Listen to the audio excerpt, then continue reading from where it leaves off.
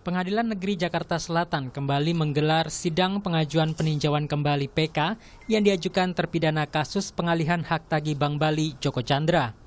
Dalam sidang keempat ini, majelis hakim mendengarkan pendapat dari tim jaksa penuntut umum. Jaksa meminta majelis hakim PN Jaksel untuk tidak menerima pengajuan PK Joko Chandra. Selain itu, jaksa juga meminta majelis hakim menolak surat permohonan sidang secara daring oleh Joko Chandra. Bahwa permohonan peninjauan kembali yang diajukan kuasa hukum dalam pemeriksaan permohonan peninjauan kembali di pengadilan negeri tanpa dihadiri terpidana harus dinyatakan tidak dapat diterima dan berkas perkaranya tidak dilanjutkan ke Mahkamah Agung. Di ujung persidangan, majelis hakim menyatakan PK Joko Chandra akan diputus sesuai dengan ketentuan hukum yang berlaku. Tim jaksa menilai majelis hakim masih membuka peluang untuk meneruskan PK ke Mahkamah Agung. Itu tadi ada klausul yang mengatakan bahwa perkara ini akan diteruskan sesuai dengan ketentuan perundang-undangan yang berlaku. Artinya apa? Bisa juga kan dikirim ke MA sama PN. Karena sebenarnya kan kita sudah tahu tanpa kehadiran terpidana harusnya ditolak dong. Sementara itu, Kejaksaan Agung memeriksa pengacara Joko Chandra, Anita Kolopaking, terkait pertemuannya dengan Kepala Kejaksaan Negeri Jakarta Selatan. Anita membantah pihaknya melakukan lobi-lobi terkait kasus kliennya Joko Chandra. Nggak apa-apa, Pak Nanang ketemu nama Pak Nanang nggak apa-apa. Itu kan teman, maksudnya Pak Nanang itu adalah mitra. Beliau adalah jaksa, saya adalah profesi sebagai advokat. Pertemuan kami buat kami hal-hal yang biasa. Saya menanyakan soal jadwal persidangan. Jadi tidak ada yang diberitakan lobi-lobi. Lobi itu apa sih? Kalau saya bertanya kepada jaksa itu hal yang wajar ya, dan itu semua sudah ditanyakan. Kepala Biro Penerangan Hukum Kejagung, Haristiono, membenarkan adanya pertemuan antara Anita Kolopaking dan Kepala Kejari Jakarta Selatan. Hari mengatakan bila terbukti ada pelanggaran oleh pejabat kejaksaan, maka kasus ini akan ditingkatkan menjadi inspeksi kasus. Informasi yang berasal dari siapapun yang diduga ada kaitan dengan pegawai kejaksaan, baik itu jaksa maupun pegawai tata usaha, akan dilakukan yang namanya klarifikasi. Apakah berita itu benar atau tidak? Jika benar, maka jika diduga ada perbuatan tercela, maka akan ditingkatkan namanya inspeksi kasus. Terpidana kasus pengalihan hak tagih Bank Bali Joko Chandra buron sejak 2009. Namanya kembali jadi pembicaraan setelah dia mengajukan peninjauan kembali secara langsung ke PN Jaksel pada 8 Juni 2020. Tim Liputan Kompas TV.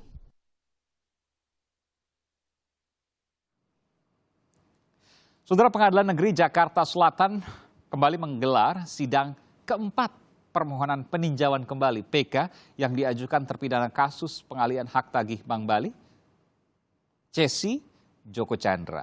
Majelis hakim menyatakan pengajuan PK Joko Chandra akan diputus sesuai hukum yang berlaku. Jaksa penuntut umum JPU menilai pengajuan PK ini berpeluang untuk diteruskan ke Mahkamah Agung. Untuk membahasnya sudah hadir di studio Ketua Komisi Kejaksaan Republik Indonesia Barita Simanjuntak, dan melalui sambungan digital Zoom nanti kami akan coba sudah terhubung dengan Koordinator Masyarakat Anti Korupsi Maki Boyamin Saiman, serta juga terhubung dengan Ketua Komisi Yudisial Jaja Ahmad Jayus. Selamat malam Bapak-Bapak, saya ke Bung Barita sudah, dan Bung Boyamin. Oke, baik, nanti kita akan coba ke Bung Boyamin dan juga Pak Jaja Jayus dari Komisi Yudisial. Saya ke Bung Barita dulu. Ini sidang keempat, tapi kemudian belum ada kesepakatan, belum ada putusan bahwa sidang ini bisa lanjut atau tidak. Seingat saya ada surat edaran Mahkamah Agung yang menyatakan bahwa ketika sidang PK, maka sang terpidana harus hadir. Jika tidak hadir, maka beberapa kali juga pernah terjadi, maka PK-nya harus kemudian diundur. PK-nya harus kemudian dibatalkan, artinya diputus, tidak berlaku. Pertanyaannya kan sekarang sedang COVID, bisa saja kemudian dengan alasan tertentu maka diadakan sidang daring sesuai dengan keinginan Joko Chandra. Mungkinkah hal tersebut? Ya, ini saya lihat majelis hakim harus lebih jeli dan lebih objektif dalam melihat perkembangan masyarakat. Dan tentunya pijakannya adalah hukum. Sebab ini adalah upaya hukum luar biasa, yaitu peninjauan kembali. Jadi kehadiran dari terpidana, apalagi terpidana itu buron tidak menjalani hukuman yang sudah berkekuatan hukum tetap, saya kira mutlak harus jadi pertimbangan dihadiri. itu ya? Harus pertimbangan. Ya, ini juga seperti disampaikan oleh JPU, Jaksa Penuntut Umum, agar kemudian membatalkan sidang PK. Ya, saya kira itu hal yang sangat baik, di mana Jaksa Penuntut Umum sudah melakukan apa yang menjadi tugas kewenangannya. Harus dikejar bahwa harus hadir pemohon peninjauan kembali itu secara fisik. Meskipun tentu kita mendengar alasan-alasan, sekarang kan banyak sidang daring karena alasan COVID dan lain sebagainya. Sementara yang bersangkutan sudah mendaftar pada saat itu sendiri, datang sendiri. Ya.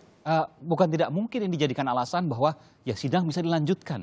Sidang PK bisa diproses untuk kemudian nanti mendengarkan putusan. Apakah Joko Chandra bebas atau bersalah? Ya, inilah yang harus dilihat secara jeli agar jangan terjadi penyelundupan hukum. Jangan sampai penyelundupan hukum. Ya, kalau artinya masa pandemi COVID ini dijadikan topeng untuk menghindari pemeriksaan yang diharuskan oleh ketentuan, itu penyelundupan hukum. Saya kira majelis hakim cukup jeli untuk bisa melihat fakta-fakta ini.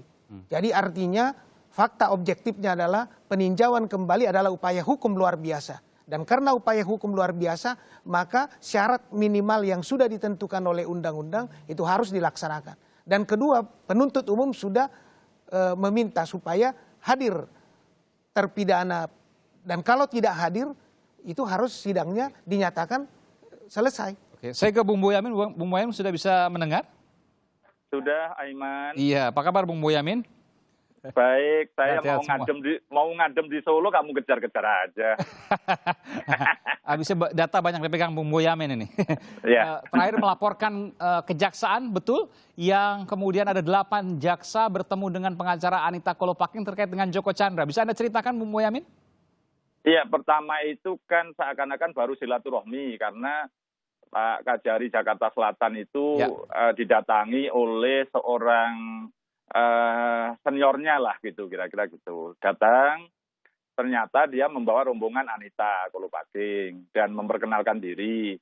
Dan Pak Kajari sebenarnya sudah tahu kalau itu, kemudian Anita lawyernya Joko Chandra gitu. Iya Pak, ya udah, terus nggak enak alasannya, ngobrol-ngobrol, terus kemudian ya udah pergi. Terus datang yang kedua kalinya menanyakan apakah Bapak sudah terima memori PK ya dari pengadilan. Sudah, tapi saya belum bisa apa-apa karena belum ada perintah dari pimpinan. Ya, setidaknya yang terungkap faktanya demikian. Tapi ini yang, kemarin, mohon maaf Bung Boyamin, ini yang kemudian viral di media sosial itu ada pertemuan dengan kamera yang agak miring-miring dengan Kepala Kejaksaan ya, itu Negeri pertemuan Jakarta yang pertama itu, Aiman.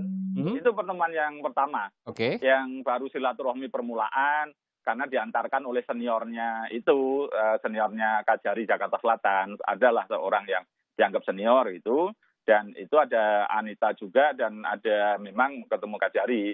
Nah, yang agak krusial itu kan pertemuan yang kedua, yang berkaitan dengan mulai membahas tentang permohonan PK dari Joko Chandra. Dengan siapa aja? Nah, ya Anita Kolopaking dengan Pak Kajarinya. Oh, itu ada pertemuan kedua yang kemudian videonya tidak tersebarluaskan. Tidak ada videonya, tapi yang menjadi masalah kan kemudian Pak Kajari Jakarta Selatan itu tidak pernah melapor pertemuan yang kedua itu gitu. Jadi inilah yang nampaknya kan lebih urgen. Kan mestinya waktu itu Pak Kajari kan menanyakan di mana Joko Chandra, kalau bisa ini saya tangkap, kan begitu mestinya selaku jaksa. Nah, tapi itu tidak dilakukan, dan ketika ditanya oleh pimpinannya, pertemuan yang kedua ini tidak diungkapkan. Baru kemudian setelah rame-rame dan kemudian ada beberapa fakta, baru kemudian itu diakui ada pertemuan, apalagi Anita Kolopaking sore ini tadi kan juga menyatakan memang ada 2 pertemuan. Jadi ya, memang waktu kemarin saya menyampaikan itu sebenarnya ini tidak fokus saya sih Bu Anita ini, karena faktanya sudah ada, yaitu ada videonya dan ada juga pertemuan 2 kali itu, kemudian kan terungkap juga di stasiun TV yang lain itu kan, dengan pertanyaan-pertanyaan saya yang kemarin agak menanya-nanya setengah menjebak itu kan akhirnya terungkap. Nah, tapi ada dugaan oknum jaksa yang lain yang bertemu Joko Chandra di luar negeri, itu yang kemarin saya laporkan kepada Komisi Kejaksaan dan juga diterima oleh Pak Barita dan kawan-kawan. Dan kita tunggu, itu sebenarnya saya sudah menyerahkan sepenuhnya kepada Pak Barita dan kawan-kawan. Gitu. Jadi pertemuan dengan Kejaksaan Negeri Jakarta, dengan Kepala Kejaksaan Negeri Jakarta Selatan itu 2 kali, satu yang videonya tersebar, satu tidak. Lalu kemudian ada lagi pertemuan dengan sejumlah oknum jaksa di luar negeri, betul? Ada satu oknum jaksa, satu aja. Oh, satu, oke. Di luar negeri? Ya, di luar negeri. Di mana itu luar negerinya? Di Kuala Lumpur. Malaysia, oke. Dugaan semua loh ya, Aiman ya. Iya. Nanti. Dan bersama dengan Bu Anita juga ketemu Joko Chandra. Dan kemarin ada fotonya, mudah-mudahan itu asli. Tapi kan saya tidak ahli forensik foto. Jadi saya serahkan ke Komisi Kejaksaan untuk ditelusuri kalau perlu yang undang ahli foto apakah ini editan atau tidak gitu kan, meskipun sudah dikopi beberapa kali, kalau bukan editan itu tetap bukan editan kan itu. Jadi itu nanti yang perlu didalami dan ada tambahan-tambahan fakta itu misalnya bersama-sama naik pesawat apalah gitu itu kan, mudah-mudahan ini ada tambahan-tambahan bukti bahwa ada tiketnya, bahwa berdua juga duduknya bersama-sama misalnya begitu, nanti ya mudah-mudahan itu akan bisa ditelusuri oleh Komisi Kejaksaan. Ini menarik. Jadi pesawatnya bareng-bareng dengan Bu Anita, duduk di pesawatnya sebelahan dengan Bu Anita. Ini oknum jaksa ya, dugaan ya? Ya. Pergi ke Malaysia, ngapain? Ya ketemu Joko Chandra. Luar biasa. Kita akan kembali saat lagi, tetaplah bersama kami di Sapa Indonesia Malam.